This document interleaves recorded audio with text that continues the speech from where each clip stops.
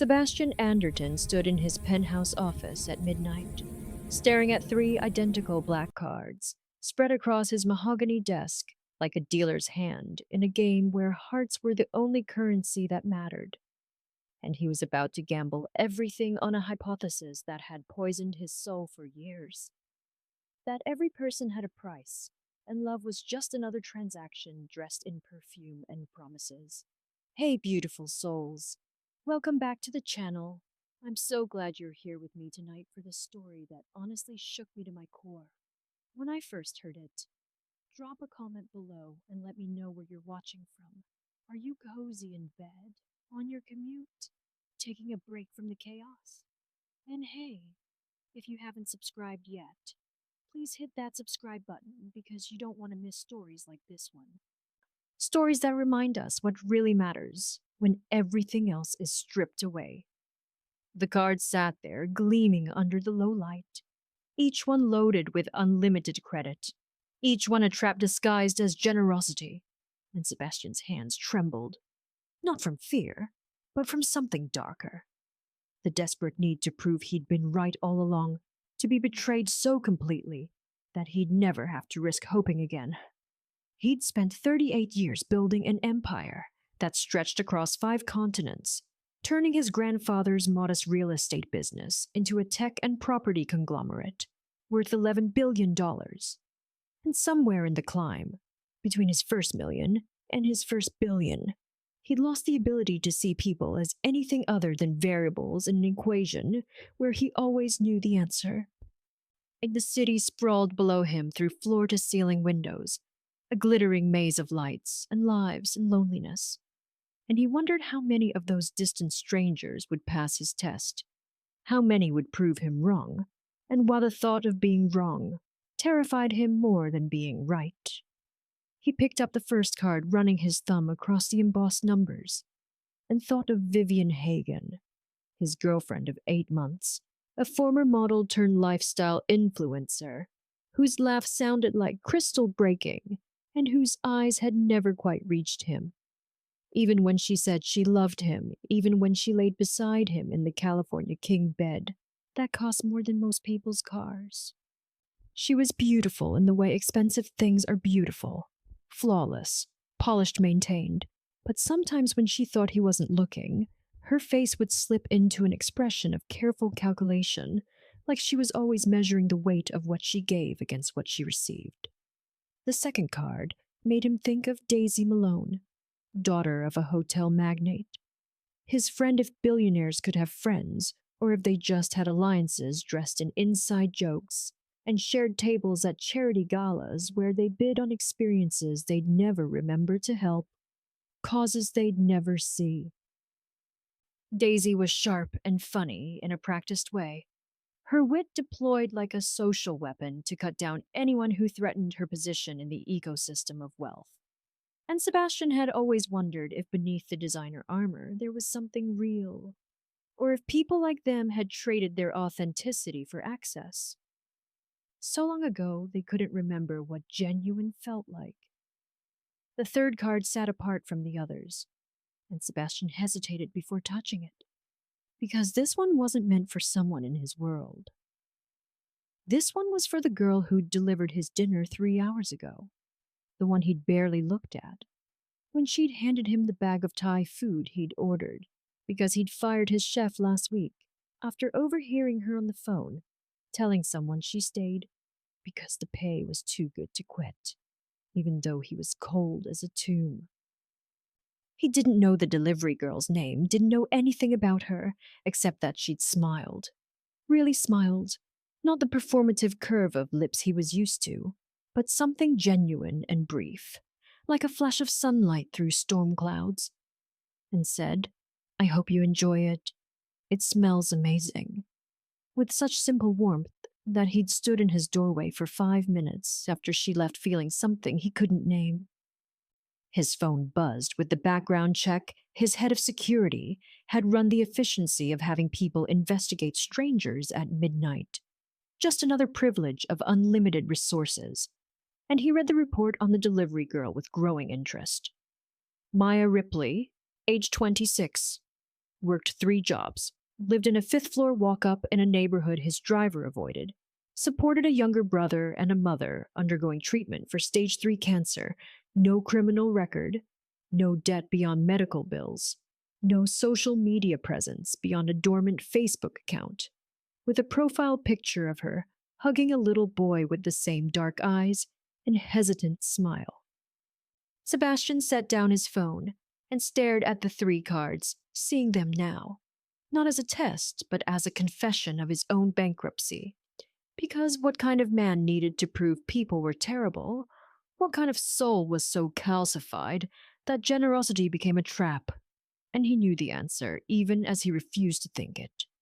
The kind who'd been hurt so badly so young that he'd spent his entire adult life building walls so high, he'd forgotten walls were meant to keep things out, not to keep himself in.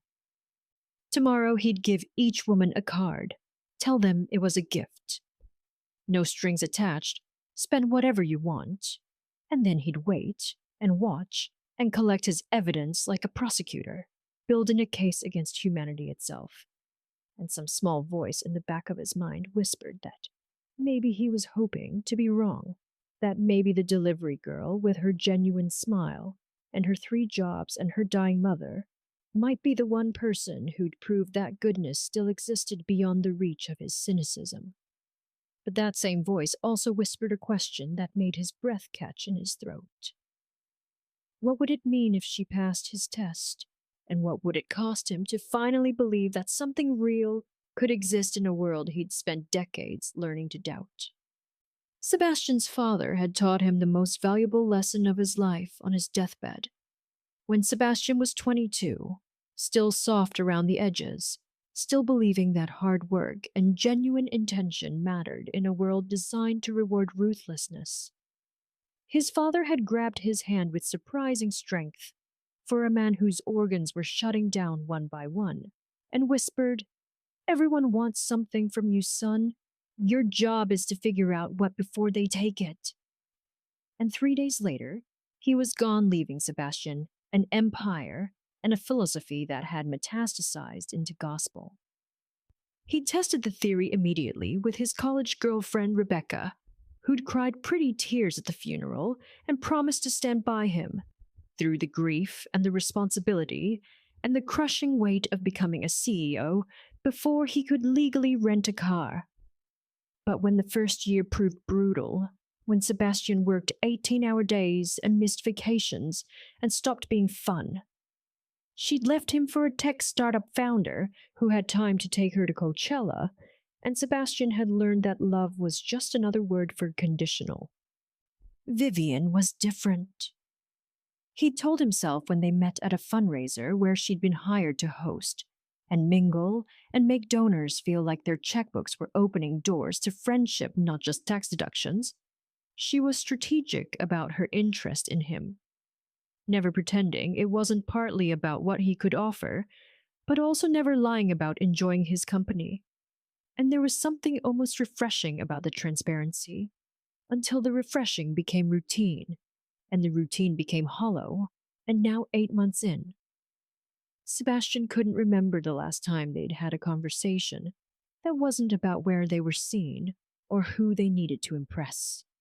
She stayed at his penthouse 4 nights a week, always leaving before he woke for his 5 a.m. workout, always perfectly styled, even at breakfast, like she was perpetually ready for paparazzi that never came. And when he'd once asked her what she wanted out of life, she'd laughed that crystalline laugh and said, "More." As if the word was self-explanatory, as if ambition without direction was a personality trait. Daisy Malone had known Sebastian since they were both 12, sent to the same Swiss boarding school, where rich parents deposited their children like expensive luggage they'd retrieved during holidays, and she'd been his first kiss at a Halloween party, where she'd dressed as Marie Antoinette, and he'd gone as a stockbroker, because even at 12 he'd understood irony. She was the closest thing he had to family, now that his father was gone, and his mother had remarried and moved to Monaco to live with a count who collected vintage cars and young wives with equal enthusiasm. Daisy ran her family's hotel empire with calculated charm. Her Instagram a carefully curated gallery of rooftop bars and infinity pools, and her holding champagne flutes in cities that blurred together into one aesthetic of aspirational living. But Sebastian knew things about her that her 2 million followers didn't. That she'd had 3 broken engagements by 35, each one ending when the men realized they were marrying a brand, not a person that she took sleeping pills every night, and sometimes called Sebastian at 3 a.m., just to hear another voice confirm she existed beyond the metrics and engagement rates.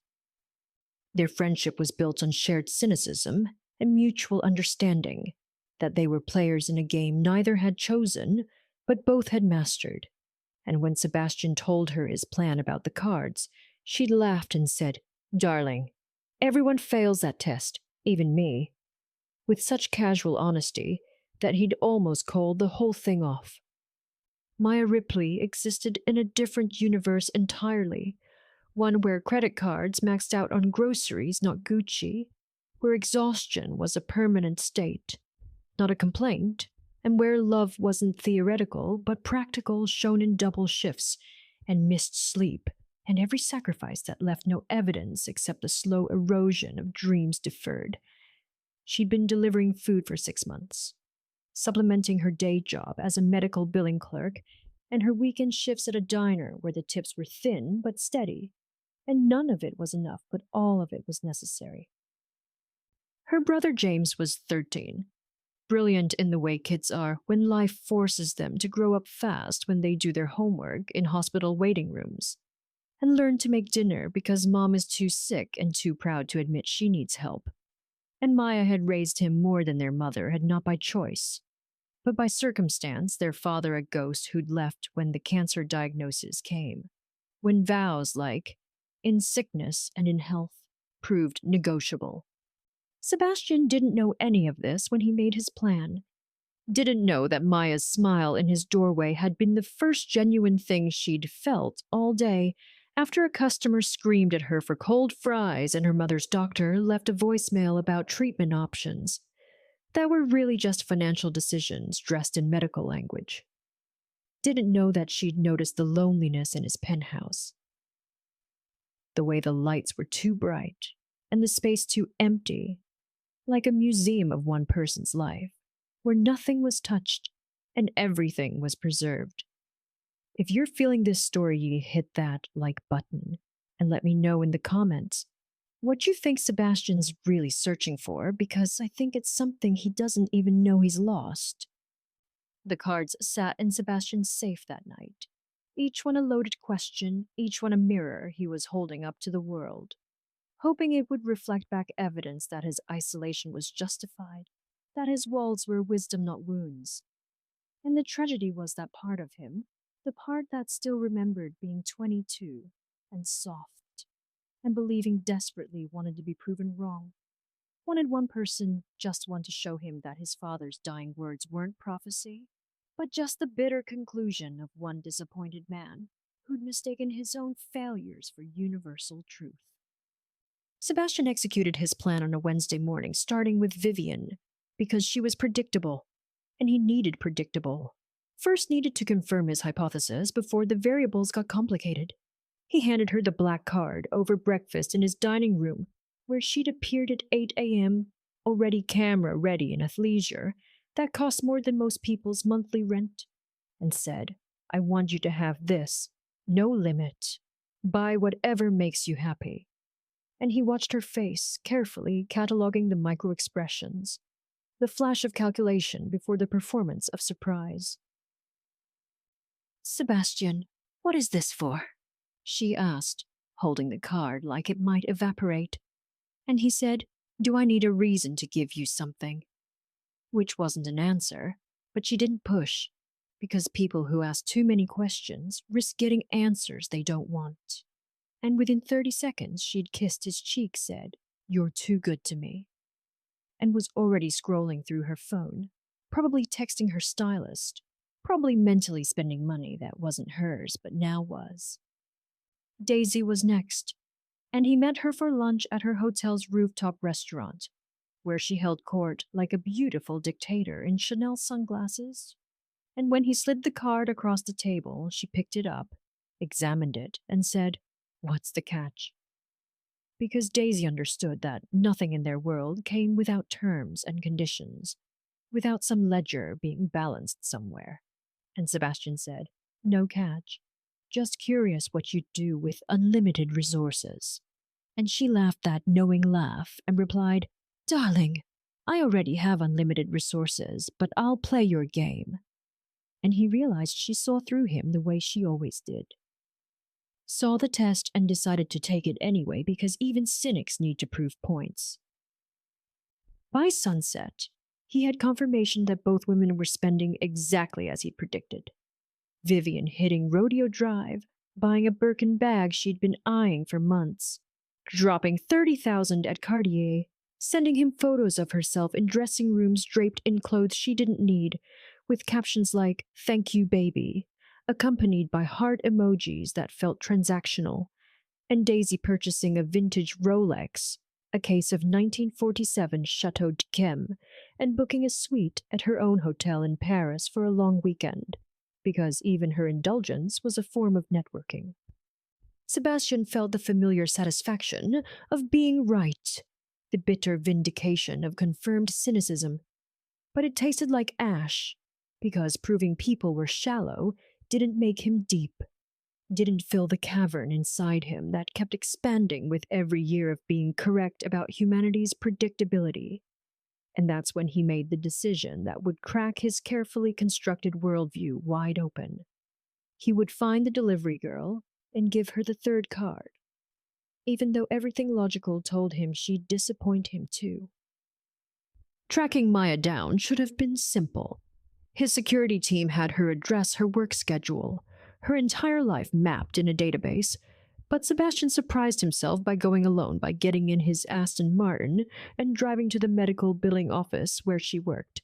Instead of sending an assistant because something about outsourcing this particular interaction felt cowardly in a way his usual delegation didn't. He found her on her lunch break, sitting on a bench outside the building, eating a sandwich she'd clearly made at home, drinking water from a reusable bottle, and reading a worn paperback library book. And when she looked up and saw him, her expression cycled through confusion, recognition, and concern so genuine it actually hurt. "Are you okay? Was something wrong with your order?" she asked, immediately worried she'd done something wrong, that this billionaire had tracked her down to complain. And the fact that her first instinct was anxiety, not opportunity, told Sebastian something he wasn't ready to process. "No, nothing wrong. I wanted to give you something," he said, sitting beside her, uninvited, and the proximity felt strange, intimate in a way that had nothing to do with physical closeness, and everything to do with the fact that she looked at him like he was just a person, not a portfolio, not a prize, not a means to an end, just some guy who'd interrupted her lunch. He handed her the card and explained it the same way he had with the others, and Maya stared at it like he'd handed her a live grenade. Her hands actually shaking, and she said, "I don't understand. Why would you give this to me? You don't even know me." And Sebastian didn't have a good answer. Didn't want to say, "Because I'm testing whether you're as corruptible as everyone else." So instead he said, "Call it a social experiment. Use it however you want. No strings." And the look she gave him was so searching, so intent, like she was trying to read the fine print in his soul, that he almost took it back. "This is real. Unlimited?" she asked, and he nodded. And for exactly 3 seconds he saw her face transform, saw the weight of every impossible choice, every medical bill, every sacrifice, flash across her features like a PowerPoint of desperation. And then something extraordinary happened. She handed it back and said, "I can't accept this. It's too much. I don't know what you want from me, but I can't afford whatever price comes with unlimited." And Sebastian felt something in his chest crack. because she was refusing him, refusing the test, refusing to play, and that wasn't a variable he'd calculated. If this story is hitting different, drop a comment and tell me what you'd do if someone handed you unlimited money. Because Maya's about to teach us all a lesson. He did something he never did. He begged using the word please, like a prayer, like he needed her to take the card more than she needed what it could buy. And he said, just for 1 week, spend it on whatever matters to you. I promise. There's no obligation, no expectation. I just want to see what someone like you would do with resources like mine. And the phrase, someone like you, hung between them, meaning honest meaning, genuine meaning everything he wasn't. And finally, Maya took the card, her fingers brushing his in the exchange, and the touch was electric, not romantic, but human.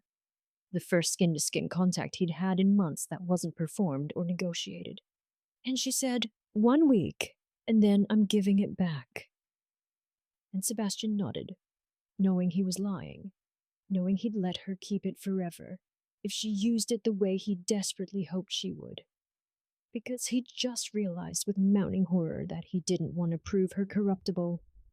He wanted her to prove him wrong, and that one was the most dangerous thing he'd felt in 16 years. Sebastian told himself he was monitoring all 3 cards equally, but his phone refreshed Maya's transaction history every 20 minutes, while Vivian's and Daisy's updates sat on red accumulating notifications like evidence he no longer needed.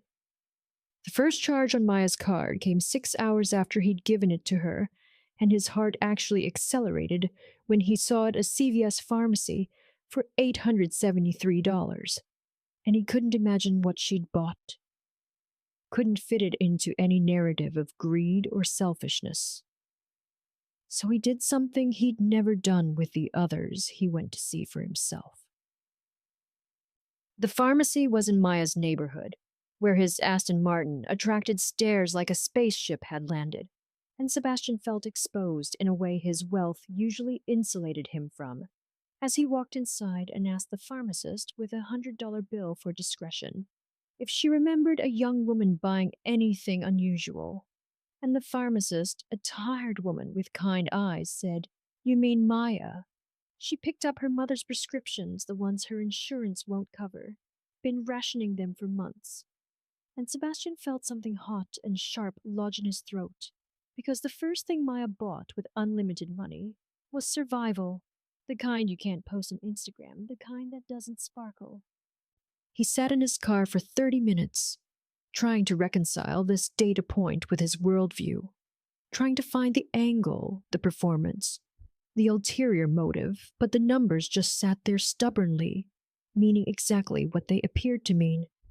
And when the next transaction came through a grocery store, $432, he drove there too, like a detective following clues to a crime that turned out to be kindness.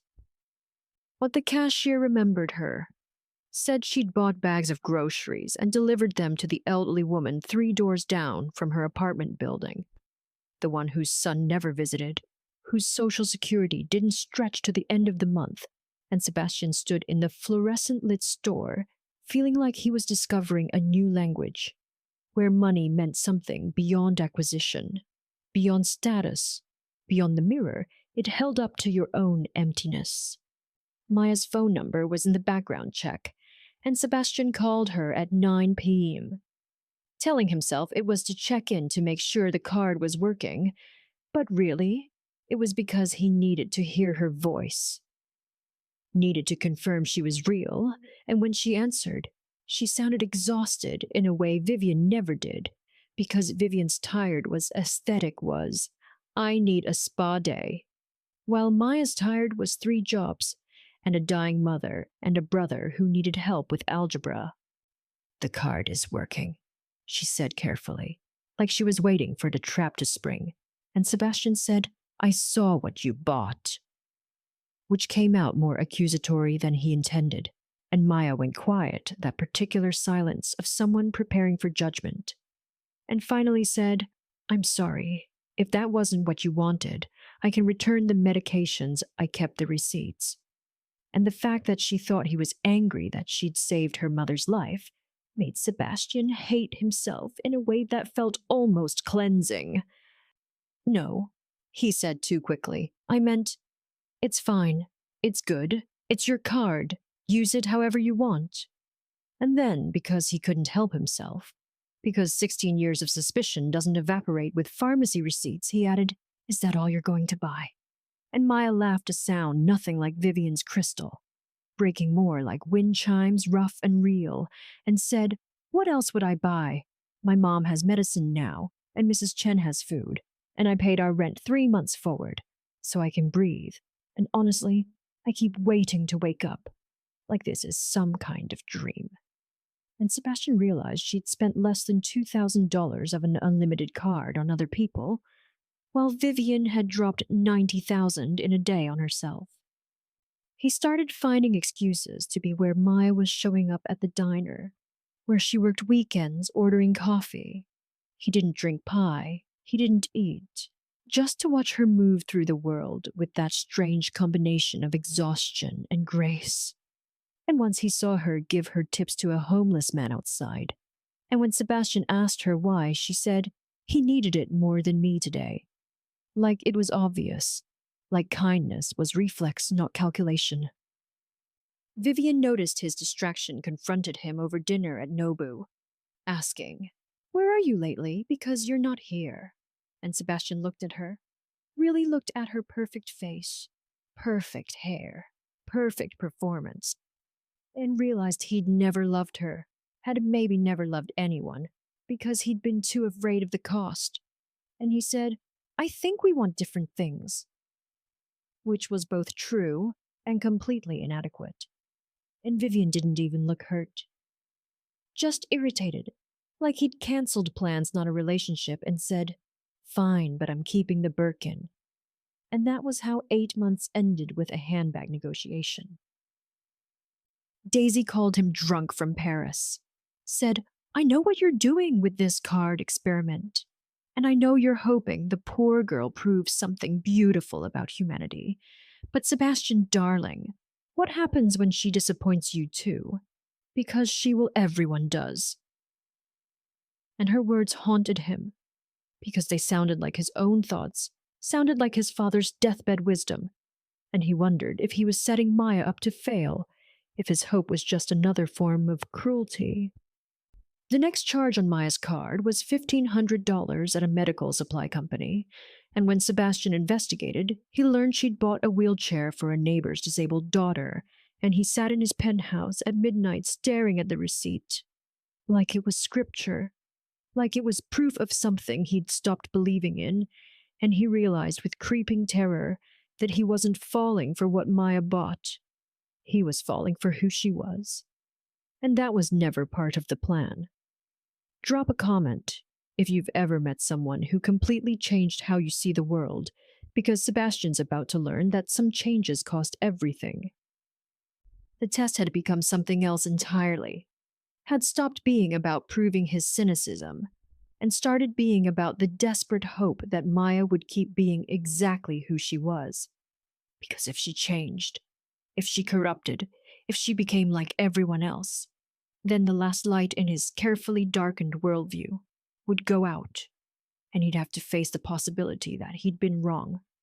Not about other people, but about himself, about the choices he'd made, about the walls he'd built, and whether the fortune he'd spent his life accumulating was worth the poverty of his soul. Sebastian found Maya's name in a hospital database. He had no legal right to access, but money bought privacy violations as easily as anything else. And what he discovered made his hands go numb. She'd been admitted to the ER twice in the past 4 months. Once for exhaustion-related collapse. Once for what the report vaguely called cardiac episode under investigation. And there were follow-up appointments she'd never attended, because the specialist wasn't covered by her insurance. And suddenly every transaction on that card took on new meaning, because she wasn't just helping everyone else, she was ignoring herself.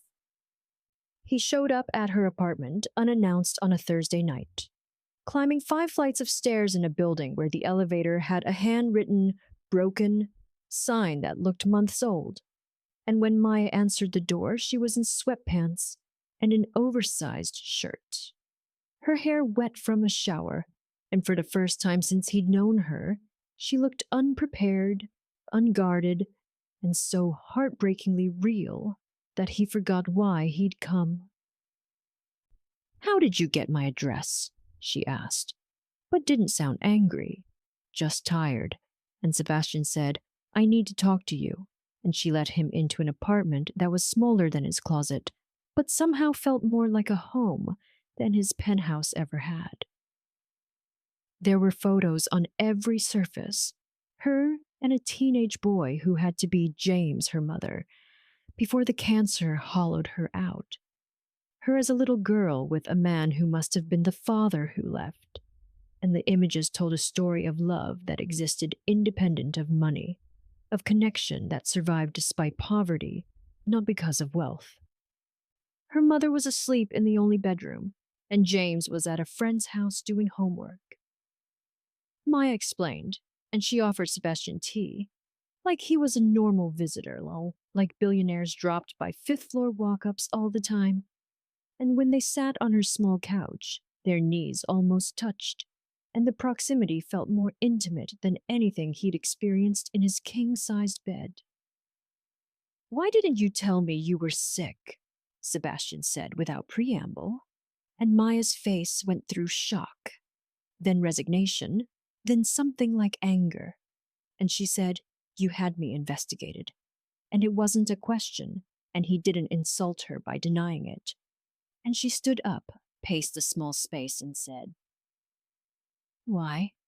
Because you couldn't just accept that someone might be decent without looking for the catch." And her words hit him like bullets, because they were true. "I have a heart condition," Maya said finally, sitting back down, but farther away, creating distance that felt like miles. "It's genetic. It's manageable with medication and lifestyle changes, but the medication is expensive. And lifestyle changes require things like not working 3 jobs and not being stressed, which is a luxury I can't afford. So yes, I've been in the ER, and yes, I've missed appointments, and yes, I'm probably making it worse, but my mother is dying. Sebastian actually dying, and my brother needs to finish school, and I'm the only thing standing between him and foster care. So my heart problems get to wait in line behind everyone else's survival." Sebastian felt something crack open in his chest, felt the careful architecture of his cynicism crumble, because here was someone who had less than nothing, who was facing her own mortality. And still, the first thing she bought with unlimited money was someone else's medication. And he said, "Why didn't you use the card for your appointments for your medication?" And Maya looked at him like he'd asked why she didn't fly by flapping her arms and said, "Because it's not my money, Sebastian. Because there's always a price. Because men like you don't give cards to girls like me without expecting something. And I won't put myself in debt to anyone, not even you, especially not you." The "especially not you" hung in the air, and Sebastian said, "What does that mean?" And Maya's eyes filled with tears she refused to let fall, and she said, "Because I like you, you idiot. Because somewhere between you showing up at my work and calling to check on me and looking at me like I'm a puzzle you're trying to solve, I started liking you, and that's the worst possible thing because we exist in different universes. And this card, this test, this whatever it is, ends. And you go back to your penthouse, and I go back to my life, and liking you just makes that hurt more." Sebastian couldn't breathe, couldn't process that she'd just confessed feelings he'd been terrified to acknowledge in himself. And he reached for her hand and said, "It's not a test anymore," which was a lie and the truth simultaneously. And Maya pulled her hand away and said, "Then what is it?" And he didn't have an answer that didn't sound insane, didn't sound like a billionaire playing with lives like chess pieces. "I broke up with Vivian," he said, and Maya laughed bitter and said, "Congratulations, do you want a medal?" And Sebastian said, "I broke up with her because all I could think about was you, because every transaction on that card made me realize I've spent 16 years building an empire and forgetting to build a life. And you have nothing, but you have everything that matters." And the words came out raw, unpolished. Nothing like his usual controlled communication. And Maya stood up again, hugged herself, and said, "Don't do that. Don't romanticize my poverty. Don't make my suffering beautiful. It's not a fairy tale, Sebastian. I'm not some magical poor person who exists to teach you life lessons. I'm exhausted and scared and sick and barely holding everything together." Hit that subscribe button because this conversation is about to change everything and you won't want to miss what happens next. "Then let me help," Sebastian said, standing too, and Maya spun on him and said, "That's what the card is why I'm giving it back tomorrow. I've used it to stabilize things to buy time, but I won't use it anymore because I won't owe you. I won't be your charity case, your proof of concept, your redemption arc." And Sebastian grabbed her shoulders, gentle but desperate, and said, "What if I need you more than you need the money? What if you're the first real thing I've encountered in 2 decades? What if I'm falling in love with you, and I don't know how to do this without screwing it up?"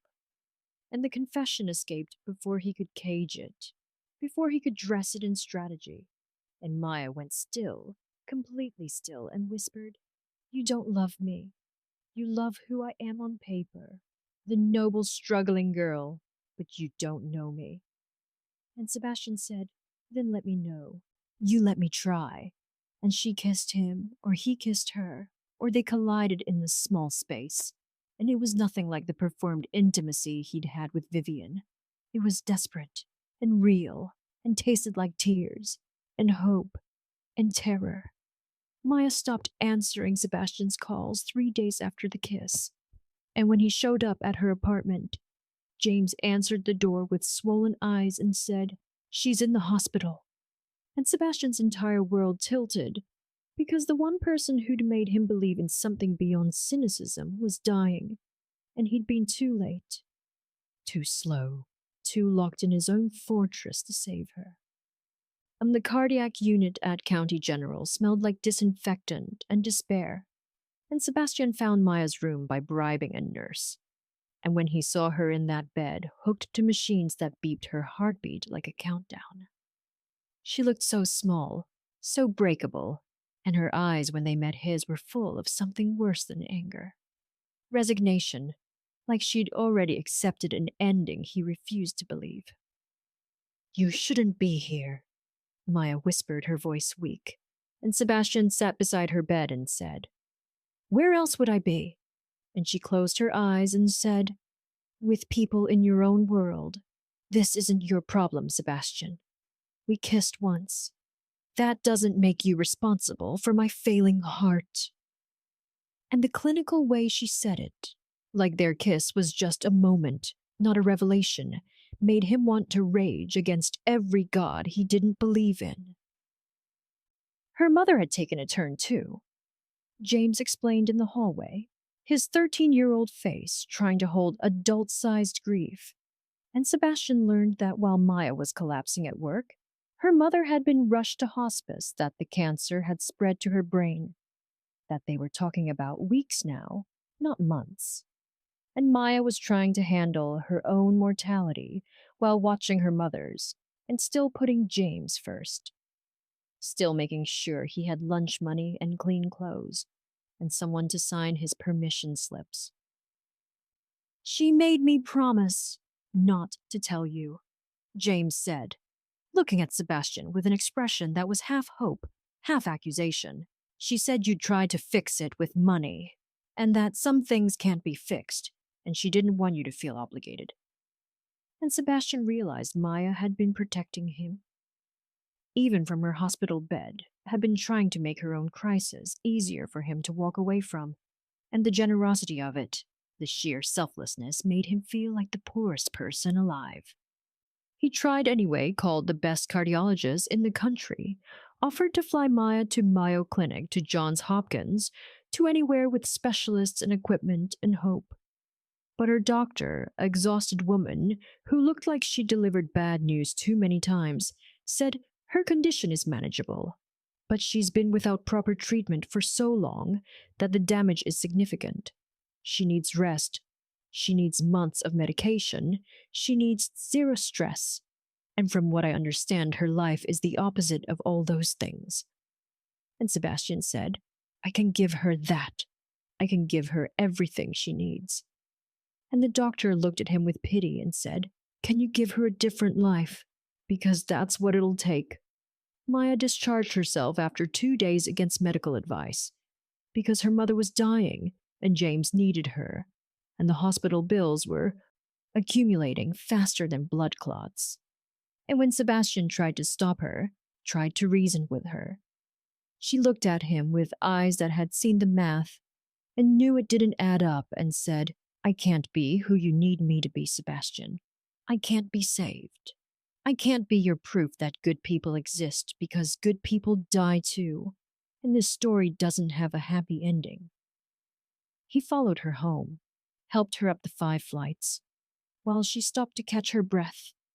Every floor, and when they reached her apartment, she turned to him and said, I'm giving the card back. I've paid what needed paying, and the rest feels like borrowed time, borrowed money, borrowed hope, and I need to face reality. And Sebastian said, reality is that I love you.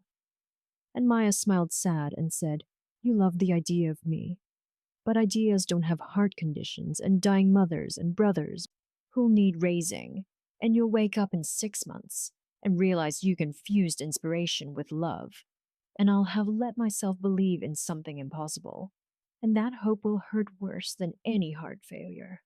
Sebastian went to Daisy that night, drunk for the first time in years, and she held him while he broke, and said, I told you, everyone disappoints.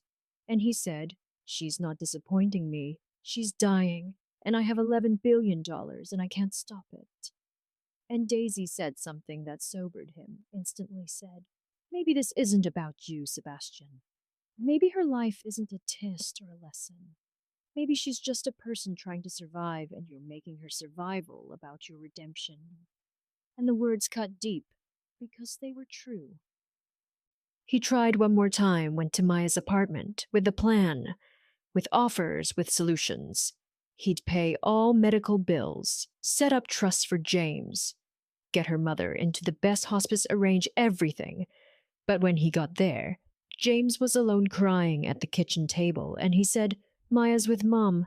They don't think she'll make it through the night, and Maya said to give you this. And he handed Sebastian the black card and a note written in shaky handwriting that said, thank you for reminding me that kindness still exists even in people who've forgotten how to trust it. You're going to be okay, Sebastian. You're more than your money. You just have to believe it. And it read like a goodbye, not just to him, but to everything. If this story is destroying you, like it's destroying me, leave a comment and share some love, because we all need it right now. Sebastian drove to the hospice, but they wouldn't let him in, only family, and he sat in the parking lot like a beggar at the gates. And at 3 a.m. James called and said, she's gone. And Sebastian thought he meant Maya, and his heart stopped. But James meant his mother, and the grief was complicated because it meant suffering ended, but also that Maya had lost the person she'd been killing herself to save. And what did that mean for her will to keep fighting? He saw Maya once more that week at the funeral, a small sad affair with borrowed flowers, and she looked like a ghost, already hollow and used up. And when their eyes met across the cemetery, she mouthed, I'm sorry, like his heart was the one breaking, like he was the one who'd lost everything.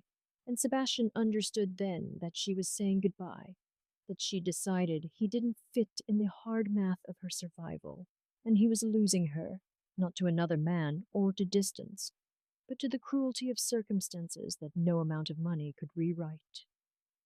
Sebastian spent 4 days in his penthouse, staring at Maya's note, understanding for the first time in his adult life that there were things money couldn't buy and people you couldn't save, and the helplessness felt like drowning.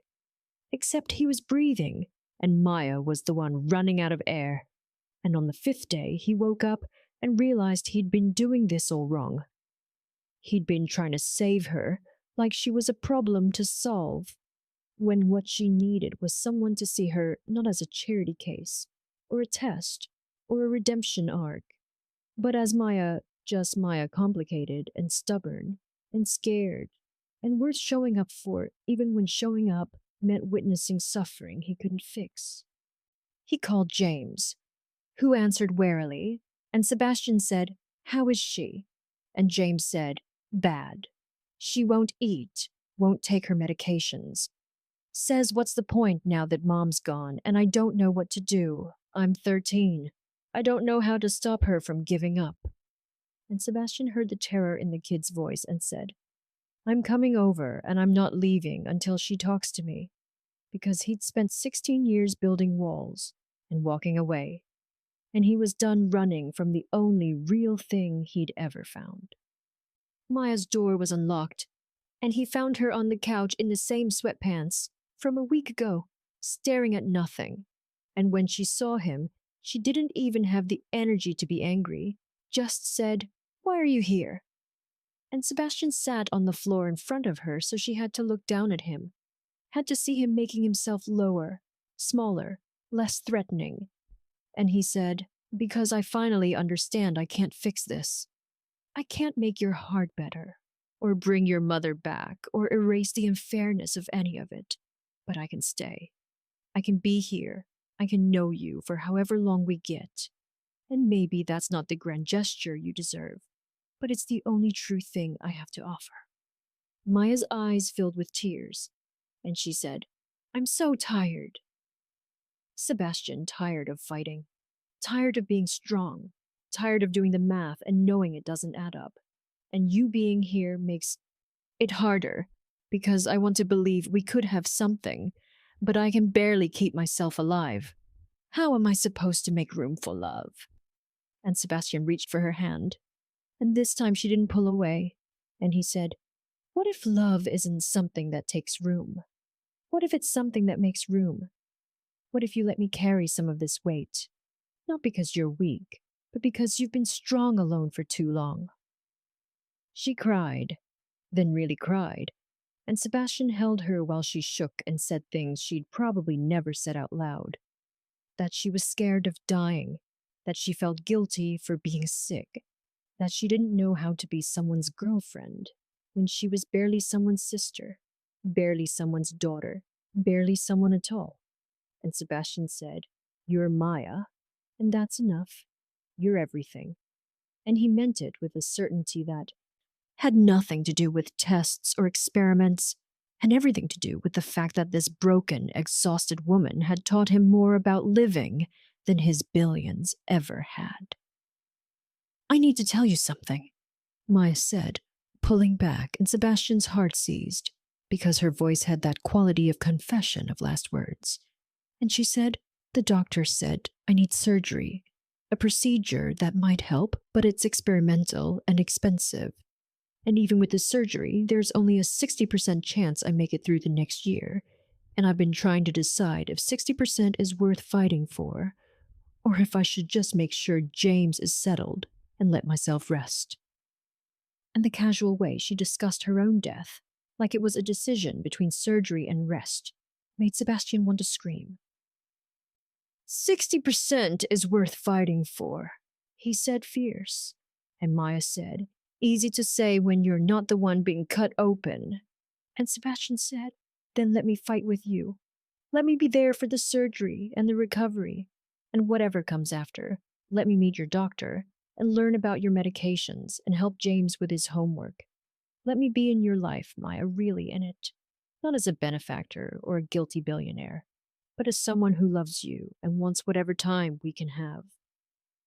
Maya looked at him for a long time, and he saw her warring with herself, saw hope and fear, battling, And finally she said, "Okay, but you need to understand, this isn't a fairy tale. I might not make it, and you might end up watching me die, and that's going to hurt worse than anything you've felt. And I need you to go into this with open eyes." And Sebastian said, "I've had my eyes closed for 16 years. I'm finally seeing clearly, and what I see is you, and that's enough." They spent that night planning. Sebastian scheduled appointments with the best specialists, insisted on second and third opinions, pulled every string he had not to override Maya's choices, but to give her options, and Maya let him not. Because she'd given up her independence, but because she'd finally understood that accepting help wasn't the same as accepting defeat. And James watched them with cautious hope, like maybe the universe wasn't entirely cruel. Make sure you're subscribed, because what happens next will break you in ways you never expected. Maya scheduled the surgery for 2 weeks out, and those 14 days were the strangest of Sebastian's life. He moved into her tiny apartment, sleeping on the couch, learning to live in 600 square feet, learning that home wasn't about space, but about the people who filled it. And he took James to school, and Maya to appointments, and cooked meals that she picked at. And every small domestic act felt more meaningful than every business deal he'd ever closed. "I never thought I'd have this," Maya said one night, curled against Sebastian on her small couch. And he said, "Have what?" And she said, "Someone who stays. Everyone leaves my dad when things got hard. My friends when I couldn't go out anymore, because I was always working. And I convinced myself I didn't need anyone, that needing was weakness. But this feels like strength somehow." And Sebastian kissed her forehead and said, "You've always been strong, but you don't have to be strong alone anymore." The night before surgery, Maya made Sebastian promise that if something happened, if she didn't make it, he'd take care of James, make sure he finished school, went to college, had a chance at the life she'd been working herself to death to provide. And Sebastian promised, but also made her promise to fight, to come back to him, to believe that 60% was enough. And she promised too, and they held each other like people do when tomorrow isn't guaranteed. And Sebastian thought that maybe his father had been wrong, that maybe some people didn't want anything from you except the truth of who you were, beneath the money and the walls, and maybe that was the most valuable thing he'd ever been asked to give. The surgery took 9 hours, and Sebastian sat in the waiting room with James and Daisy, who'd flown in because even cynics show up for the people they love, and every minute felt like drowning in slow motion, until finally the surgeon emerged still in scrubs and said, "She made it through the procedure, went better than expected. We're cautiously optimistic." And Sebastian felt something like hope crack through his chest, like light through a broken window. Maya woke up groggy and pale, but alive, and when she saw Sebastian, her smile was weak but real, and she whispered, "Guess I'm in the 60%. And he kissed her hand and said, "I never doubted," which was a lie, but the kind of lie that love allows. And for 3 days she improved, slowly getting stronger, eating more. The monitors showing a heart that was battered but beating, and the doctors used words like promising and recovery, and Sebastian let himself believe that money and medicine and love might actually be enough. On the 4th day, he brought James to visit after school, and Maya was sitting up reading, making plans, talking about getting back to work. Eventually, maybe just one job this time, maybe letting Sebastian help, not with money, but with life, with the weight of existing. And James hugged her, careful of the tubes and wires, and said, "I was so scared." And Maya said, "Me too, but we're okay. We're going to be okay." And it felt like truth, like the beginning of something instead of the end. Sebastian went home that night to shower and sleep in an actual bed for the first time in a week. And he was dreaming of a future that included Maya, in his penthouse maybe, or him in her apartment, or somewhere in between where their worlds could merge, when his phone rang at 4 a.m., and he knew before he answered that the universe was crueler than even his father had warned. She had a stroke, the doctor said, and Sebastian was already moving, already calling his driver, already bargaining with gods he didn't believe in. A complication we didn't anticipate, a clot that traveled. She's on life support, but Mr. Anderton, you need to come say goodbye. And the last two words made his knees buckle, because goodbye wasn't supposed to be part of this equation. They'd beaten the 60% they'd won, and you don't win just to lose. You don't find the only real thing in your life just to watch it slip away. Maya was unconscious when he arrived. Machines breathing for her, and the doctor said it was a matter of hours, maybe less, that her brain activity was minimal, that she was already gone in all the ways that mattered. And Sebastian sat beside her and said everything he'd planned to say over years, over decades, condensed into minutes. That she'd changed him, that she'd taught him what wealth really meant, that he loved her, that he was sorry he'd found her so late, that he wished he could trade places, that the world was wrong and cruel and infinitely poor without her in it. James came and cried and said goodbye to the second parent he'd lost in 2 weeks, and Sebastian held the boy while he shattered and promised again that he'd keep his word, that James would be okay, would have everything Maya had worked for. And at 6:17 a.m. on a Thursday morning, Maya Ripley's heart stopped, and Sebastian's broke, and the machines flatlined with a sound that would haunt him for the rest of his life.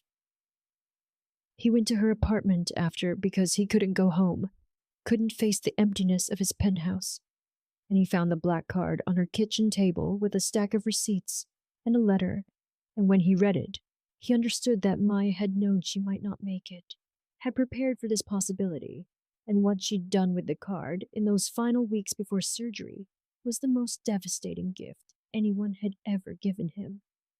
She'd paid off every medical debt her mother had accumulated, ensuring it wouldn't fall.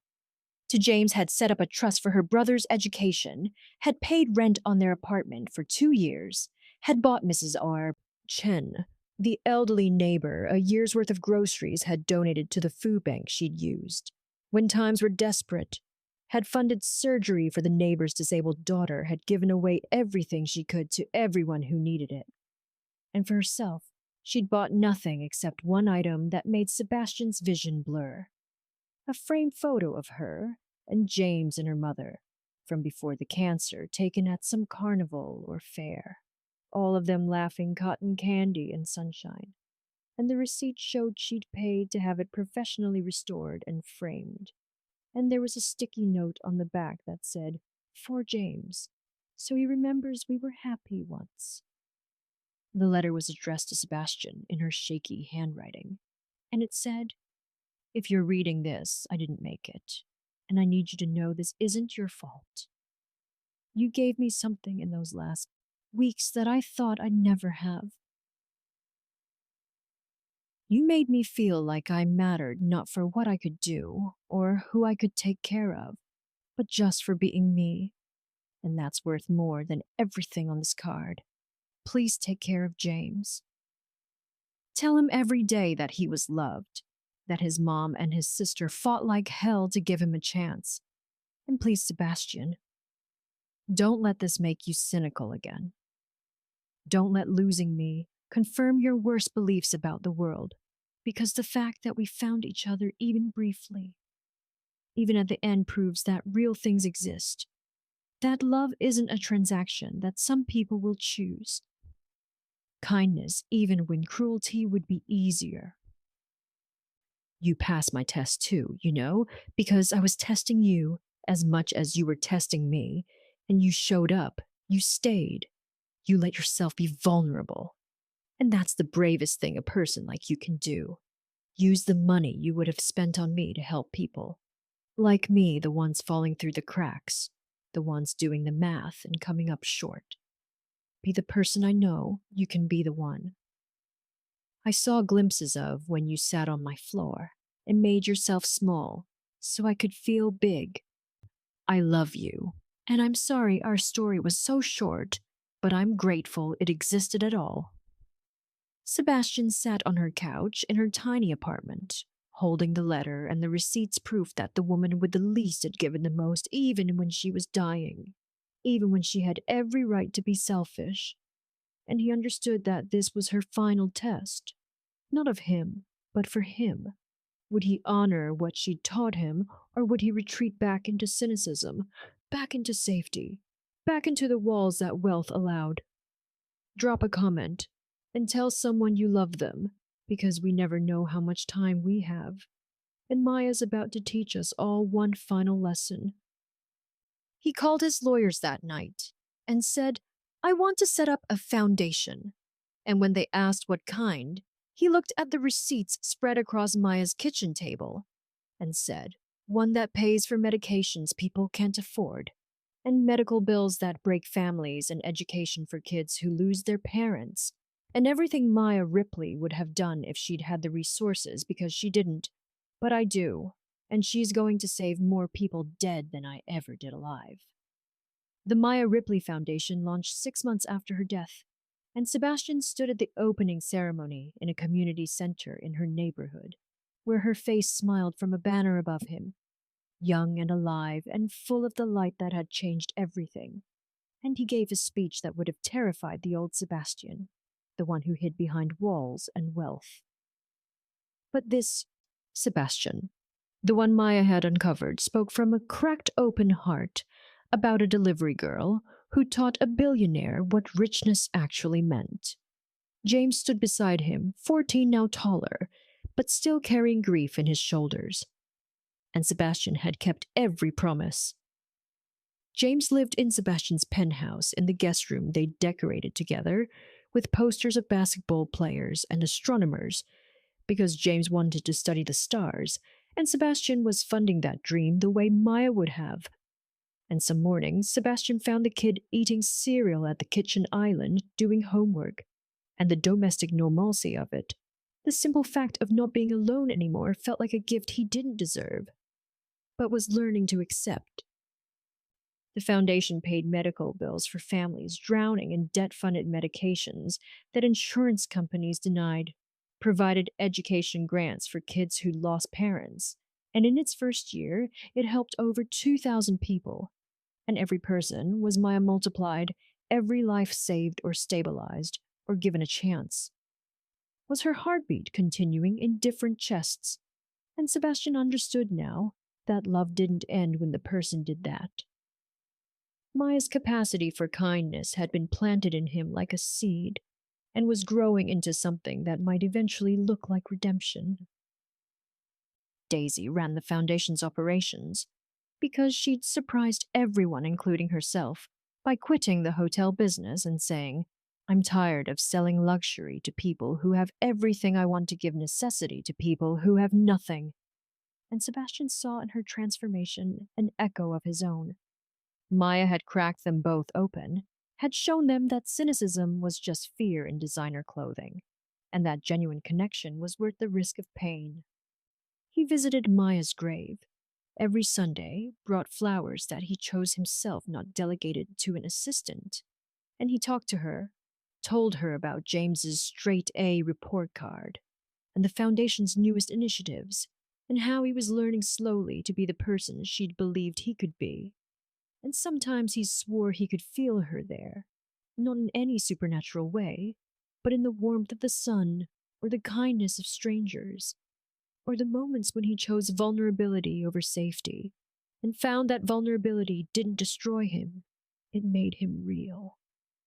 The apartment building where Maya had lived was slated for demolition, and Sebastian bought it not to tear down, but to renovate. Turned it into affordable housing with on-site medical care and education programs. And he kept Maya's old apartment exactly as it was, a small museum to a huge heart.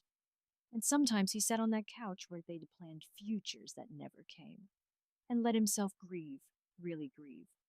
Not the controlled grief of someone managing a loss, but the messy, desperate grief of someone who'd found love and lost it, and was learning that both the finding and the losing mattered. James asked him once if he was okay if taking care of a teenage orphan was too much, and Sebastian had to sit down because the question revealed how much this kid had absorbed the idea that he was a burden, that his needs were negotiable. And Sebastian said, "You're not too much. You're exactly enough. And taking care of you isn't an obligation. It's a privilege. Because you're the last piece of Maya in this world.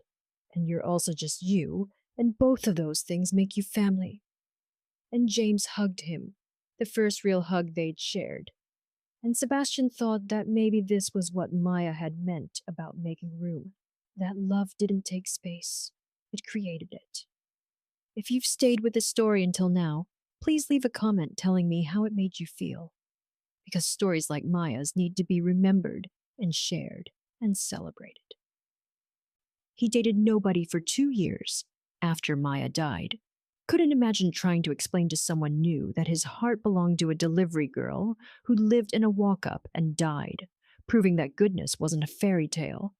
And then he met Caroline, a social worker at the foundation who'd known Maya briefly, who said she was extraordinary, without any agenda, without wanting anything except to honor a memory, and they started slow-build something careful and real, and Sebastian learned that loving Maya didn't mean he couldn't love again, that his heart had room for both grief and hope for memory and future.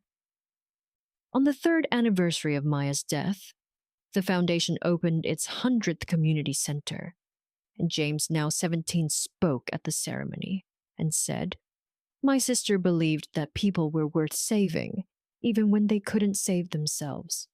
And Sebastian believed my sister was worth remembering, even though remembering hurt. And together they taught me that the best way to honor people we've lost is to become the kind of people who make the world gentler for everyone still fighting." And the crowd stood and applauded, and Sebastian cried without shame, because the boy Maya had died protecting was going to be okay, was going to be more than okay, was going to carry forward the legacy of a woman who'd spent a week with unlimited money and used it to prove that wealth wasn't about what you had, but about what you gave.